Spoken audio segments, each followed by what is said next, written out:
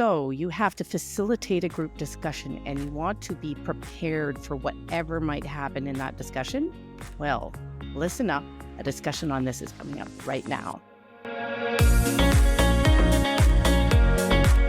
Hi there, I'm Andrea Adams, and this is the HR Hub. On this show, we get expert insight into anything related to HR. I encourage you to subscribe to the show or to the podcast to keep learning from my guests. Today, my guest is again Robin Parsons. Robin has a background in marketing and led marketing for large organizations.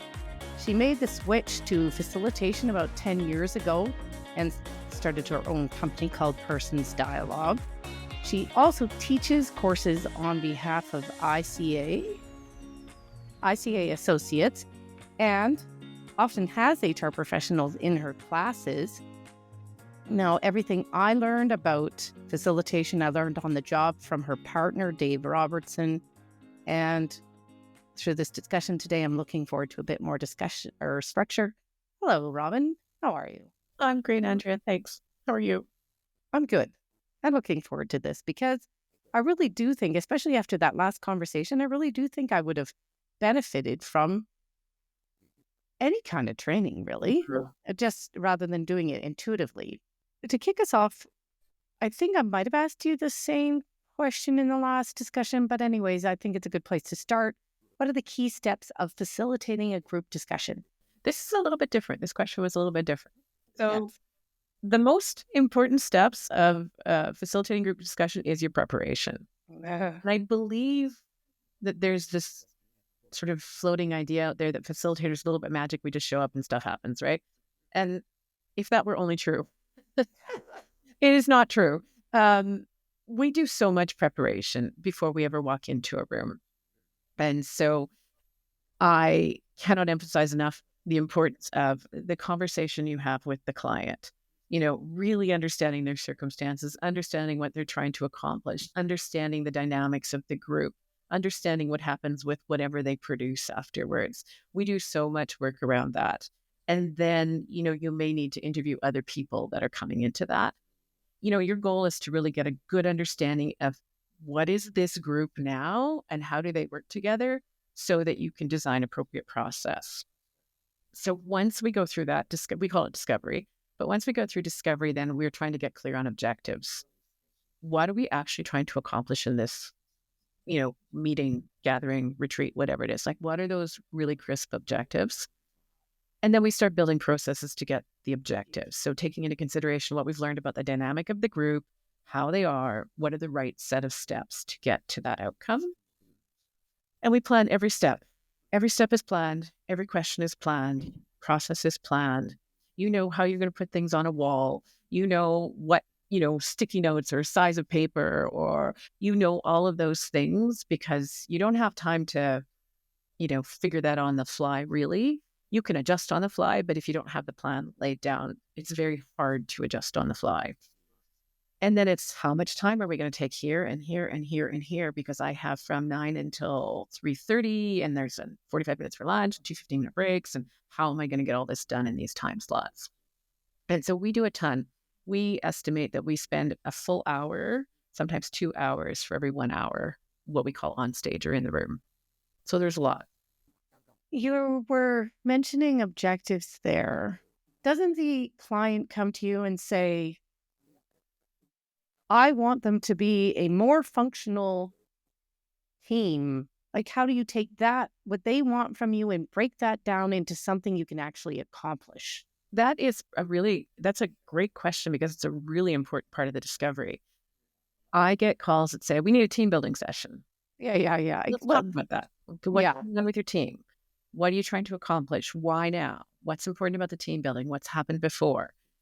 Oh, maybe not team building. Maybe what we actually need to do is figure out what the vision for this group is.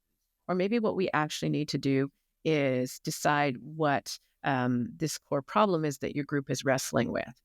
And, you know, often people are hoping, well, we'll have a session and we'll play a few games and it'll be fun. And I remember having clients say this to me, and they'll learn something without knowing they were supposed to learn it. Yes. You laugh, but it's so true. Yeah. So it's unpacking that with your client to say, it really sounds like you guys have got, a question about your core identity as an organization. Is that something we should work on? Oh, yes, we should work on that. And so it's just this conversation with the client of understanding, kind of giving it back to them, going with, your many years of experience of knowing, okay, actually, we should do this and this before we do this. Sometimes happy team building sessions, really, everyone feels good for 3 hours, but then it's done.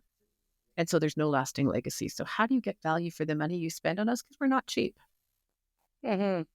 And it's also not cheap to take all of your employees or some number of employees and stick them in a session all day. Mm-hmm. Mm-hmm. I just worked with a group, for 2 days in Banff at the Banff Springs Hotel. So I really want to make sure the client gets value for that spend.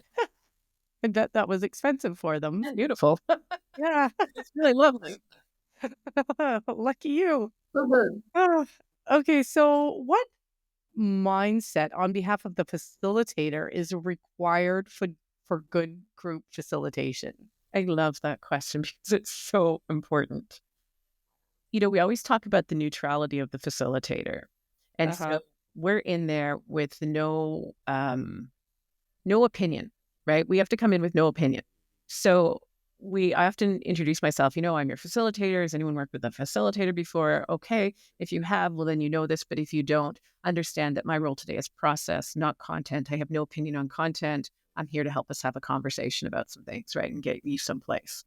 And so it's really important to come in with this very neutral stance. I have no favorites in the room. I have no preferences in the room. And I also have no judgment.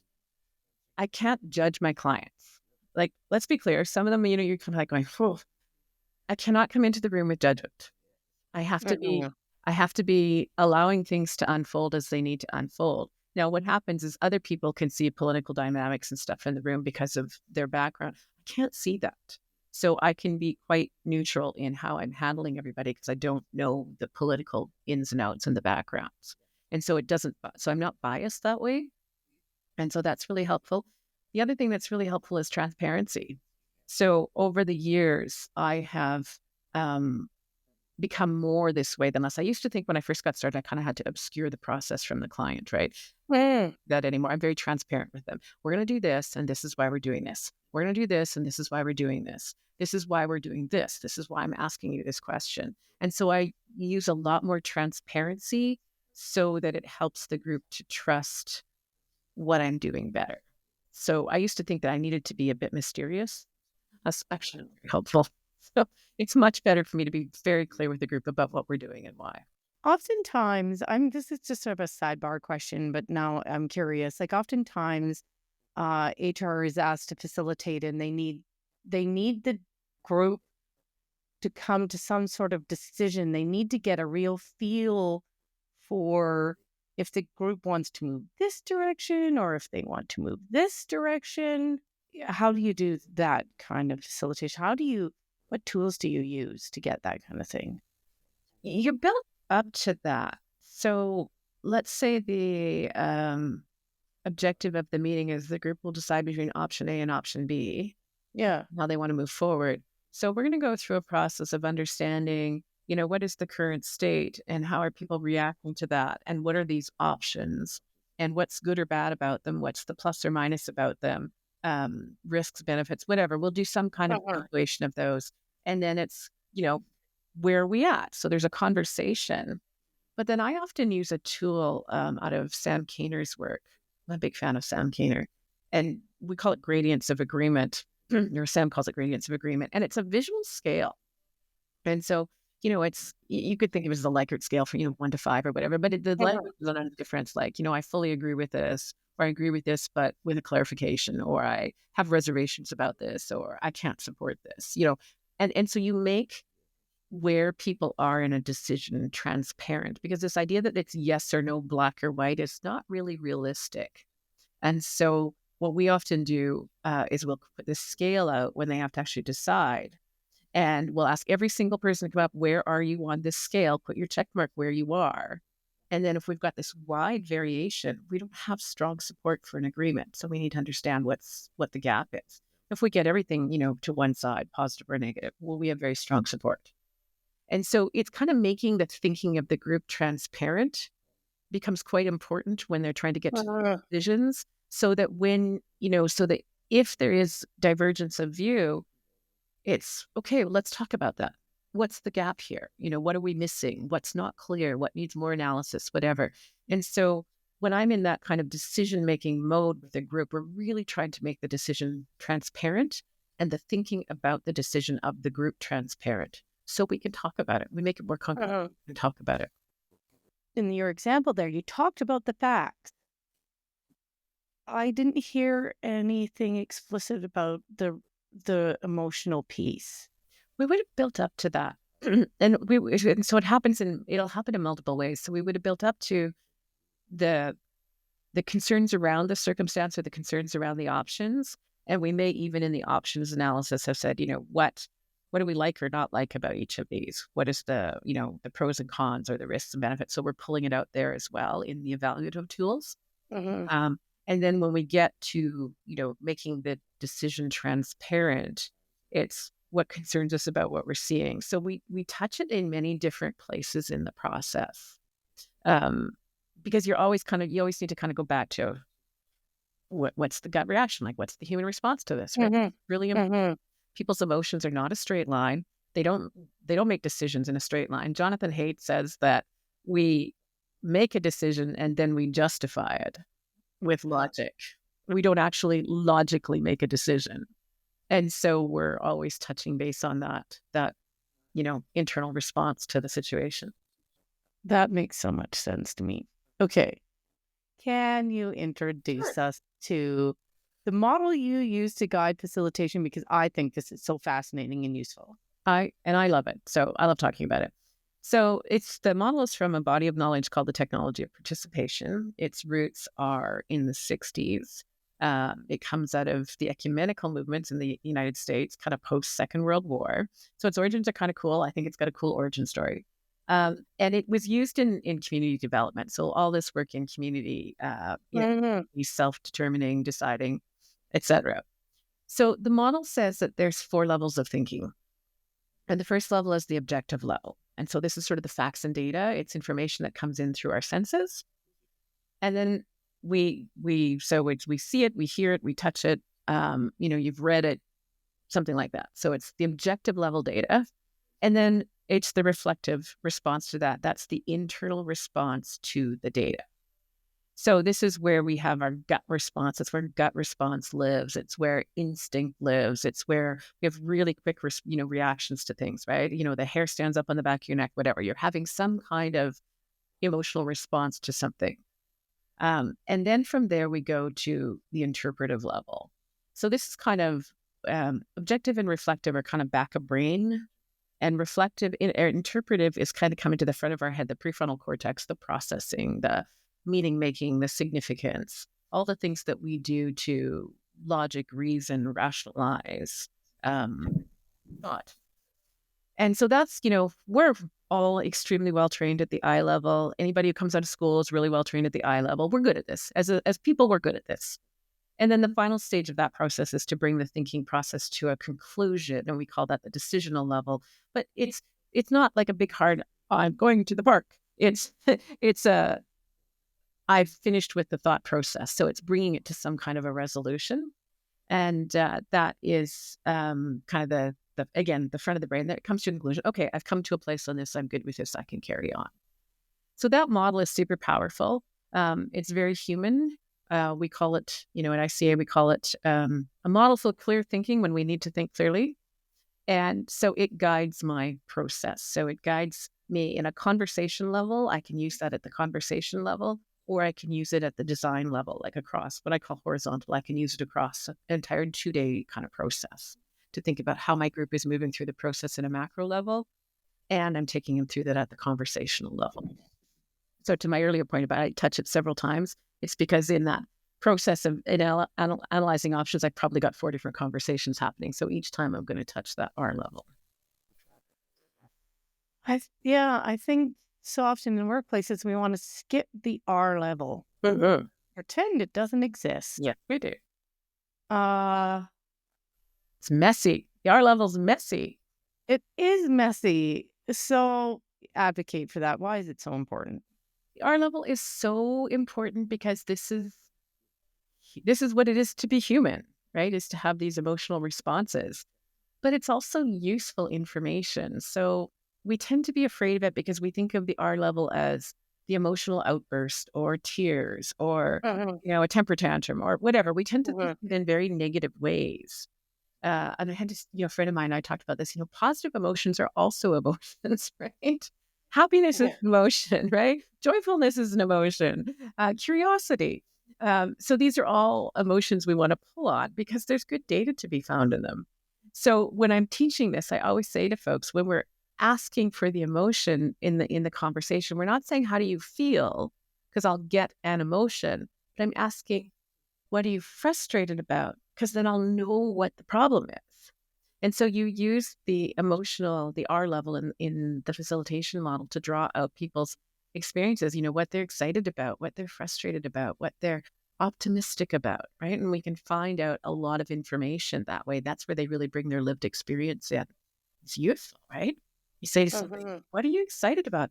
I am so excited that we're finally dealing with this. It's been sitting here for 6 months and nobody's touched it.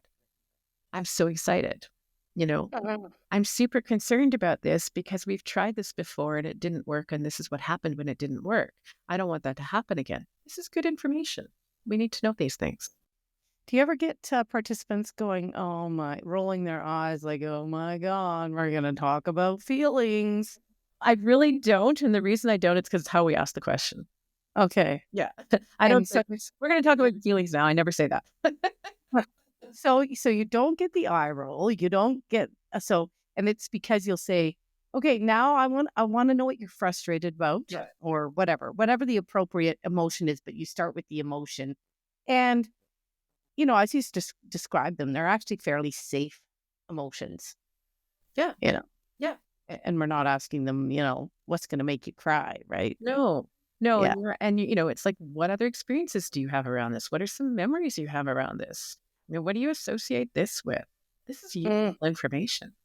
We don't have to be afraid of it. There's a way to make it really productive for us, and we don't have to be afraid of it. And people are then participating in a better way because you can't get to I'll call it the I level of thinking until you go through the R. And what happens often when we come in, we find groups stuck in the R place. And until we work through that, we can't get anywhere. You can't get them to solution making if they're still in the I'm super frustrated. And you just think about that on a personal level, right? If you think about interaction with your kids or your spouse or, a friend or something, until you turn through all of that, you don't want to hear anyone ask you for a solution. So I'm true. not there yet. But it's so painful to stay there. So painful, yes. And it's, on some levels, it's a real act of kindness to allow somebody to sit in that place too, in a way that's supported. How do you make sure they don't stay there? Because people exhaust themselves. Like, they get tired of it too. There's a point at which you can say to your group, all right, I've heard this and this and this. Are we okay to keep going? And see enough nods, you're like, okay, let's move on. Right. Okay. So you often ask permission to move with a group, especially if you're not sure. But you'll also hear them move in how they start talking to you. They've got this one technique we use often, and it's called a contradictions workshop. And so they have to name the problem. And what happens is very quickly they start talking about the solution. I have to pull them back and say, okay, guys, you have permission to sit in the problem. I can hear that you're solutioning, but I just need you to name the problem. And so, because they've already gone on, they've worked through it. They've churned through it, and they're ready to solve it. So I love those moments. I think that's kind of cool, actually. Yeah. When and so we're talking about ORID just as a reminder, like at the O level and the objective, is that often accomplished through a presentation? Like you get some person, like the engineer comes up and he makes a presentation. I love that. Yes, you totally get. Yeah, we call that the tangible beginning point. You might ask a couple of questions about the presentation, but yes, a presentation, a document, previous meeting minutes can often be an O level starting point. Yeah, because that is that external observable data. I find oftentimes at that O level presentation that people are trying to, in their presentation, walk people through all phases so they get to the decisional point just in the presentation alone. Well, and that's a great point. So all of those times where you get 15 minutes on the executive calendar to present something, and so you've done all your work, you've done all of your data gathering, you've tested your gut on this, you've created your options, you've come to the meeting with the recommendations, you get your 10 minutes on the executive agenda, you do your presentation super fast, and you get this weird silence and then some non sequitur kind of question. And you're just crushed because it's like you can't get the decision. And yes, why you, in preparing your presentation, have gone through the ORID. The first time you present that to that group of people, it's the O level. They are not ready to be at a D level. And so we have to help them in that presentation. 10 minutes is never enough to get through the R and the I so they can give you a D. But we don't usually do that. That's one of the real, I don't know, misfortunes of the way the executive calendar often works. 10 minutes is not even enough to do a proper job of the objective. Nope. Facts. No, it's a terrible structure, and it happens everywhere. I wish there were a different way. Well, so many decisions have to be made. Mm-hmm. So that was the ORID model. Are there other models Yeah, I'm sure there are, because there's a million models for everything. Yeah. So one that comes to mind for me is nonviolent communications. It's very much structured on that ORID. You kind of open it up to their model, you're like, oh, that's an ORID. But it's a really fantastic tool for dealing with difficult, conversations. It comes out of the therapy world, that particular model, right? Marshall Rosenberg. Mediation models, you will have some knowledge of those. Those are great models. They're geared towards conflict resolution, so they have a specific approach, but it's a 4-stage approach. It's what is the agenda? What are the what preparing to be in the room? What's the agenda? What are the interests at play? What are some solutions? Right. So that's a very clear model. Roger Schwartz is sort of one of the big names in facilitation, and Roger has a model for facilitation, and it's really based around Chris Argyris's model, the ladder of inference. And so his is quite useful. That was one of the first pieces of training I ever did, and it was really great to set me up for what is the right mindset to be a facilitator. His was super useful. There's other folks, Gary Rush and Michael Wilkinson, all have facilitation models as well. So there's quite a few of them out there. I have a strong bias towards ICA, to the technology of participation, but there are many out there. Because I think this is an important question and this is the one thing that people doing any facilitation agonize about, is the difficult participant. How, can you give us some tips for that person who's terrified of this happening? Yeah, we there's a course I teach called Meetings at Work, and we dedicate a couple hours to this part of the conversation. But it's we kind of take the stance as facilitators. There's no difficult people, but there's circumstances that aren't working for them. So what is the circumstance that they're in that we need to try and address? So you get the person who keeps talking and talking and talking and talking, and often they don't think they've been heard. And so, it's stopping them. And I think this is what I've heard you say. It's really leaning into your active listening in those situations to say, and then if they go on too long, then there's a bit of conversation management. But, you're curmudgeon, you're grumpy person. They often think they haven't been heard, that nobody's listened to them. Again, really leaning into that active listening. The people who are super quiet, who don't want to talk, that's where you use small group process so that it's more comfortable for them. People who can't, they talk and talk and talk, they can't find their thoughts, to write them down. Take a moment, write your thoughts down, and then read to me what you've written down. That helps them a lot. So then there's always the hold the silence. Just sit in silence for 10 seconds. That's really hard, but 10 seconds feels like a long time. So there's lots of things we do. We often... What do you do? Sorry. Sit in silence. So when who do you use that one on? When you've asked the question and then nobody wants to answer because it's really hard. Oh. Hold silence. Oh, yes. Hold the silence. It can be painful, but hold the silence. I've held silence for 15 seconds. It felt like an eternity. We often think about amplifying other voices versus trying to dampen a voice. So that's where, if you've got a dominant type voice, that's where you start going to small groups and having small groups give you feedback versus just the one dominant person, right? Or when you have power hierarchy in the room, then you start using your small groups differently to try and manage those things, right? So you're always trying to balance those dynamics. But we like to think it's not difficult participants. Again, that's a mindset. All right. So if someone wants to learn more about facilitation or wants to find you, what do you suggest? Yeah, I mean, you can find me at parsonsdialogue.com. That's easy. If you're interested in facilitation training, some of the best training, again, my bias, is through ICAassociates.com. So ICA-associates.com. They're out of Toronto. We do both online and in-person training. And then there are many others like Gary Rush, like Roger Schwartz, like Michael Wilkinson. They're all out there that you could take from as well. But I think the ORID method is exclusive to ICA and it's particularly robust. Well, thanks, Robin. That was also amazing. I'm left with 3 thoughts, actually. The importance of preparation, and the importance of being non-judgmental, and that last idea around soliciting emotions, because emotions are critical process, but soliciting them by naming the emotion first rather than asking for feelings. So these are things that I am going to take away from this discussion today. Robin and I did another episode on basic facilitation skills for HR. A link to that is right here. Thanks for watching out there, and we'll see you next time.